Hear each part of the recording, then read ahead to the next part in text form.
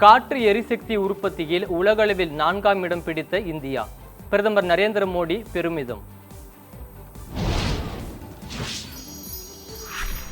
மத்திய மின் உற்பத்தி நிலையங்களில் இருந்து தமிழகத்திற்கு முன்னுரிமை அடிப்படையில் வழங்கப்படும் மின்சாரத்தை நிறுத்தக்கூடாது. பாமக தலைவர் அன்புமணி ராமதாஸ் அறிவுறுத்தல். வாக்களிக்க சென்றவர்கள் பணியிடங்களுக்கு திரும்ப நெல்லையிலிருந்து தாம்பரத்திற்கு முன்பதிவு இல்லா சிறப்பு ரயில். திருச்சியிலிருந்து தாம்பரத்திற்கு இன்று இரவு சிறப்பு ரயில் இயக்கம். நீட் தேர்வுக்கான ஹால் டிக்கெட் வெளியீடு ஒத்திவைப்பு. நாளை வெளியாகும் என தேசிய தேர்வு முகமை அறிவிப்பு.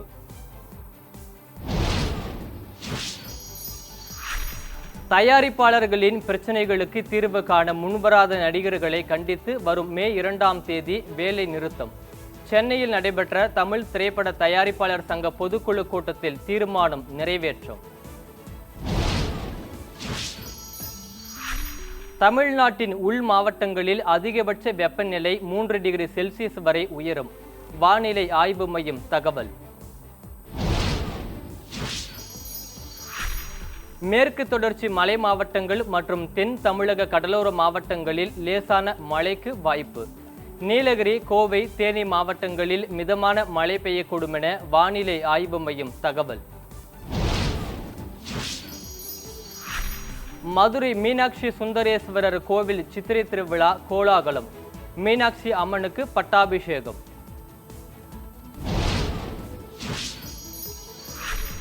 நாகை நெல்லுக்கடி மாரியம்மன் கோவிலில் சித்திரை திருவிழா கோலாகலம்.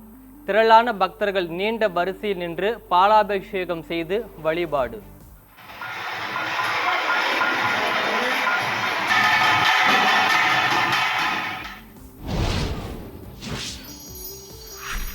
திருப்பதியில் ஏழுமலையான் பத்மாவதி தாயார் திருக்கல்யாண உற்சவம் கோலாகலம்.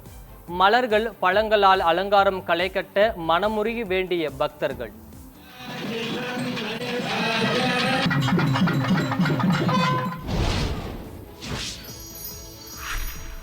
மேற்கு வங்க மாநிலத்தில் 29ஆம் தேதி 2ஆம் கட்ட தேர்தல்.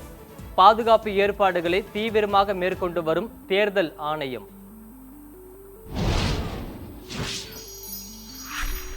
அமெரிக்காவில் அதிபர் டிரம்ப் பங்கேற்ற நிகழ்ச்சியில் துப்பாக்கிச்சூடு நடத்தப்பட்டதால் பரபரப்பு.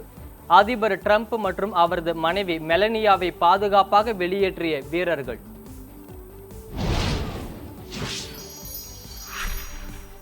ஈரான், அமெரிக்கா இடையிலான 2ஆம் கட்ட பேச்சுவார்த்தை ரத்து.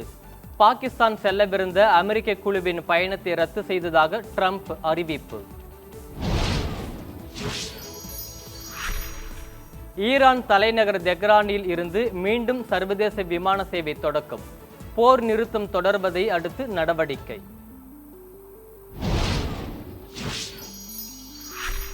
லெபனான் எல்லையில் போர் நிறுத்தத்தை மீறி இஸ்ரேல் தாக்குதல்.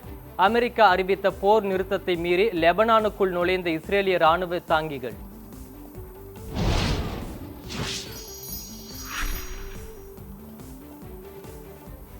உக்ரைன் நாட்டின் நிப்ரோ நகரத்தில் ரஷ்யா நடத்திய தாக்குதலில் 8 பேர் பலி. குடியிருப்புகள் தகர்ந்த நிலையில் இடிபாடுகளில் சிக்கி 40க்கும் மேற்பட்டோர் காயம்.